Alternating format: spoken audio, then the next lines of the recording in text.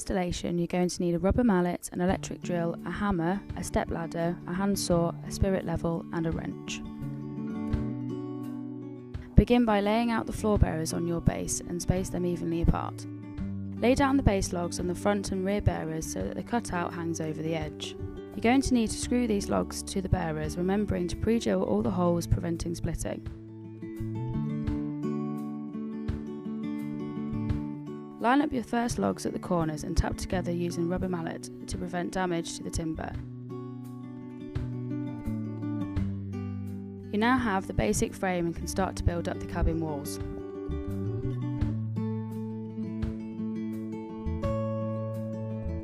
Once you are 3 logs high, begin to insert the window logs on the left and right hand side of the cabin. Continue to build up the walls until you're around 1/3 of the window height. If you loosen the framing on the window kits with a screwdriver slightly, they can be slid neatly into position with ease and they can be tightened back up after.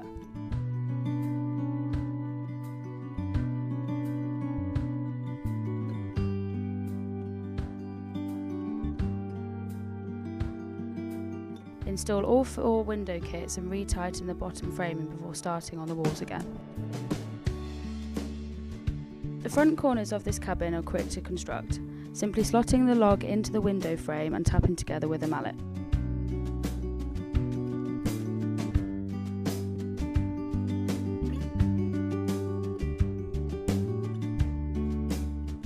The rear logs of the cabin can now be installed, alternating between the back and the sides. You'll find that they actually go up pretty quickly once you get going.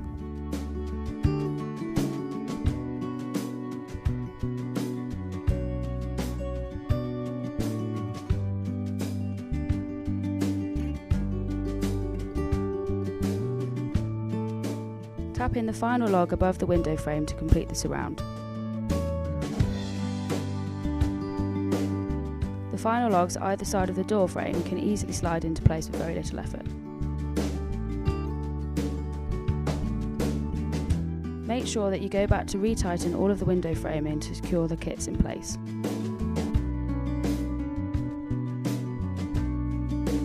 The first roof beam goes across the front of the cabin and allows you to install the apex pieces. These panels consist of several pre-assembled logs and have cutouts to allow you to easily install the roof beams with even spacing.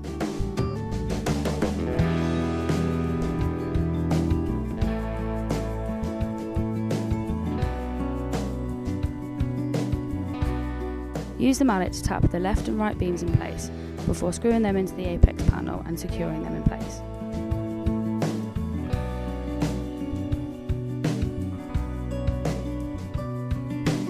Ensure the screw head is flush with the log to prevent it snagging the next logs.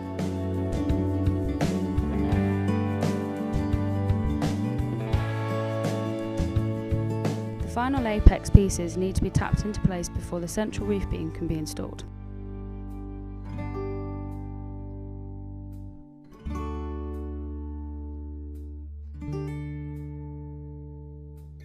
Make sure to tap the sides of the log to keep it level and prevent it from sticking at the join.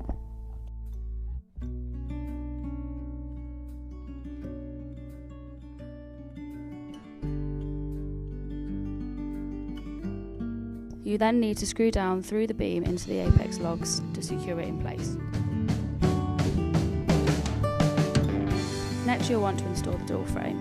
Start by slotting the framing over the foundation log.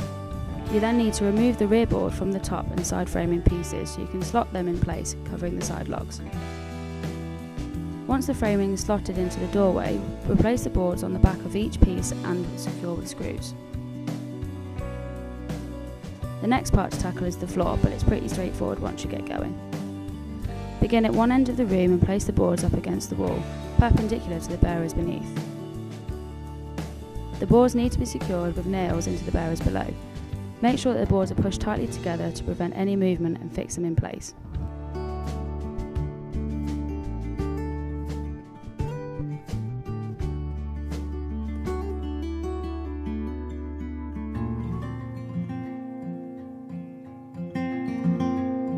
Once you have reached the other end of the room, you may be left with a gap smaller than the width of your boards. This will require one to be cut down to size. Place a board within the gap and mark the end so you know how much you'll need to cut away. Use a handsaw or electric jigsaw to trim the board to the correct size and place within the gap. It can be a tight fit, so you may need to knock the board into place. Secure the last board with nails using the existing boards as a guide. Your cabin is really starting to take shape. Time to start on the roof. The roof is very similar to the floor. Begin at one end of the cabin and align your board up with the centre of the apex. Make sure that the tongue of the board is facing into the cabin so you have a flat face for felting. Secure the board with nails into the roof beams and side logs.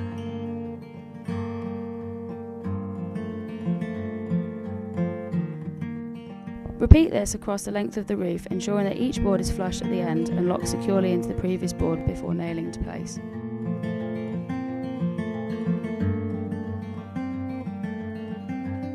When you reach the end of the roof, you'll be left with a gap, requiring you to cut down a board to fit in the same manner as the floor. Mark out the required size and cut away the excess using a handsaw or electric jigsaw. Don't worry about the rough appearance though, this will be covered by the felt and fascia boards. Repeat this for the other side of the roof, ensuring that the boards are flush at the end and nailed at the top, middle and bottom.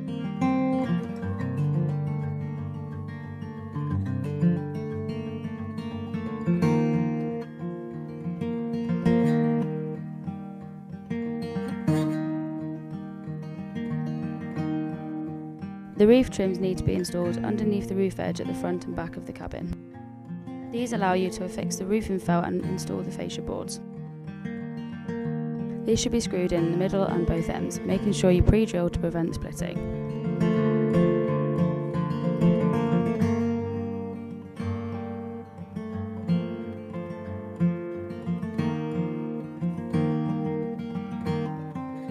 When felting the roof, there are two ways you can do this, either measuring the length of the roof with a tape measure and then cutting the felt accordingly, or placing the felt on the roof itself and rolling it out to the correct length. If you're doing it this way, tack down the end of the felt before rolling it out to prevent any movement.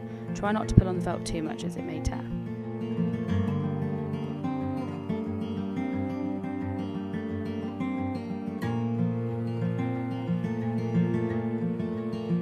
Always make sure to allow approximately 2 inches of overhang to allow you to tack the felt down easily and create an effective water runoff. Tack your first sheet down at approximately 6-inch intervals to ensure it's securely held to the roof, and repeat this for the second strip, allowing the felt to overlap by at least 3 to 4 inches.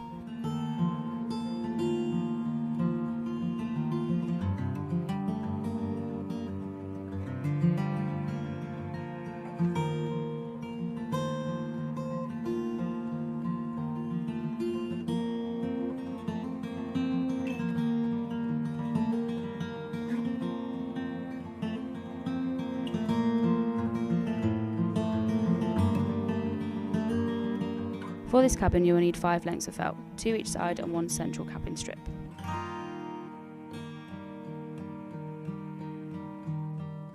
Once the felt is secure, cut down the centre of the apex strip. This will allow you to fold it down for the front and rear fascia boards without creasing the felt. Use the fascia board to apply pressure to the felt and slide it down over the side, preventing wrinkles. Always remember to pre-drill your fascia boards and finials before screwing them to the cabin, as this will prevent the wood from splitting. Screw the fascia on the ends of the roof beams to the centre and ends of the board. Repeat this for both sides of the cabin.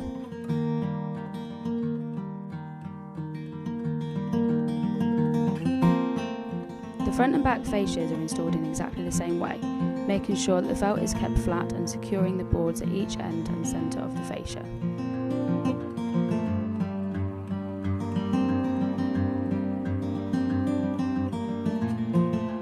Don't worry if you have felt peeking out from under the fascias, this can easily be cut away with a knife. Once the excess felt has been removed, you can now attach the finials to cover the fascia joint at the front and rear apex.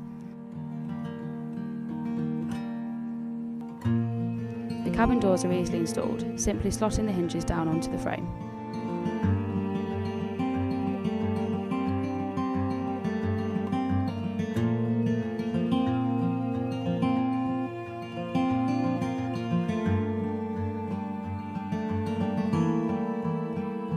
To install the lock, insert the tumbler into the opening and fix in place using a large screw into the front plate.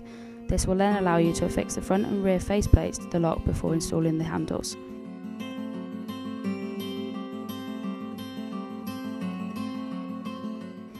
The inside handle is secured and tightened using a small Allen key to prevent any movement.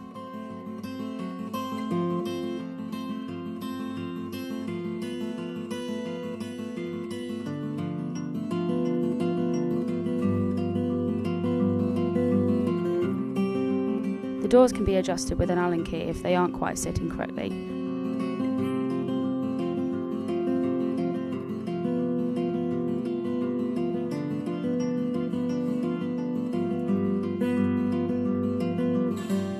The floor trims are very straightforward, placing the wider edge flush to the floor and going around the inside of the room, nailing in place in the middle at both ends. You may need to cut down several pieces to get a snug fit, but will leave the floor of your cabin with a professional finish. When installing the storm bracing, you'll need to affix them to the top log board and run them down both sides of the cabin. Begin by lining up the bracing and drilling through the cabin wall to insert the bolt. Hand tighten the nut whilst you align the bottom of the bracing. Use a spirit level to make sure it's level. Once the bracing is secure, tighten both bolts with a wrench. Repeat this for all 4 bracing strips. The final thing for your cabin is the small door bolts. Line the top bolt up with the framing hole on the left-hand door and lock the bolt to keep it nicely aligned. Screw in and repeat at the bottom.